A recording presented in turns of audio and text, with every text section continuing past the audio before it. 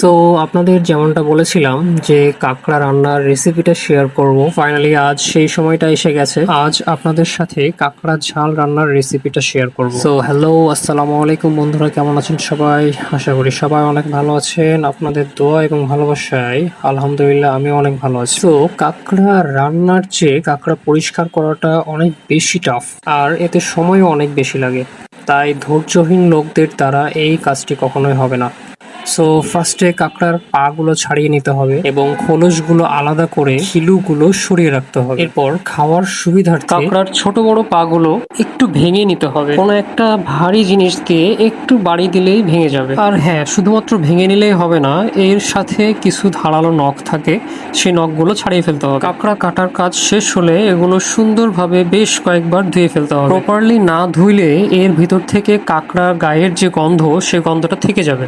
তাই অবশ্যই কাঁকড়া কেটে নেওয়ার পর খুব সুন্দরভাবে বেশ কয়েকবার ধুয়ে ফেলতে হবে। ধুয়ে ফেলার সময় যদি কোনো ময়লা থেকে থাকে সেগুলো সুন্দরভাবে বাছাই করে ফেলতে হবে। যাই হোক, আমাদের ধোয়ার কাজ কমপ্লিট হয়ে গেছে, এখন রান্না শুরু করার পালা। আমরা কাঁকড়ার ঘিলুগুলো আলাদা করে নিয়েছি কারণ রান্নার সময় এটা কাজে লাগবে। তো প্রথমেই আমরা কড়াইতে তেল গরম করে নিয়ে এর মধ্যে আমরা কাঁকড়াগুলো সুন্দরভাবে ফ্রাই করে নেব। কাঁকড়াগুলোর লালচে ভাব আসা পর্যন্ত আমাদের অপেক্ষা করতে হবে। কাঁকড়াগুলো প্রপারলি ফ্রাই করা হয়ে গেলে এগুলো তুলে নিতে হবে।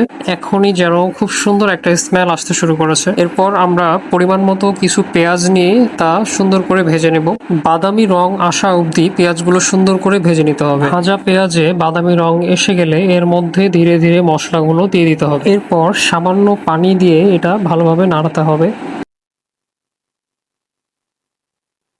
কিছুক্ষণ নাড়িয়ে নেওয়ার পর এর মধ্যে হলুদ গুঁড়া, মরিচ গুঁড়া, জিরা গুঁড়া এবং বাকি সকল মশলা দিয়ে কিছুক্ষণ নাড়িয়ে নিতে হবে।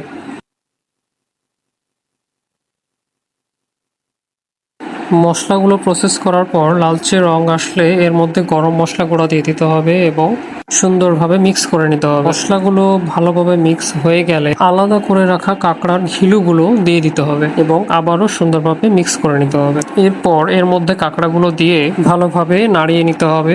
একটু সময় নিয়ে নাড়াতে হবে যাতে করে মশলাগুলো কাঁকড়ার মধ্যে প্রপারলি ঢুকে যায়। মশলাগুলো ভালোভাবে মিশে গেলে এর মধ্যে সামান্য পরিমাণ পানি দিতে হবে এবং ভালোভাবে নাড়াতে হবে।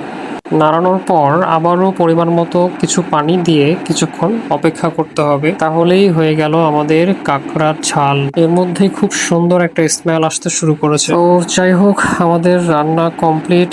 এই যে এটা হচ্ছে ফাইনাল লুক, আপনারা দেখতে পারেন। আপনারা যারা কখনো কাঁকড়া রান্না করে খান নাই বা খেতে চাচ্ছেন তারা অবশ্যই রেসিপিটা দেখতে পারেন।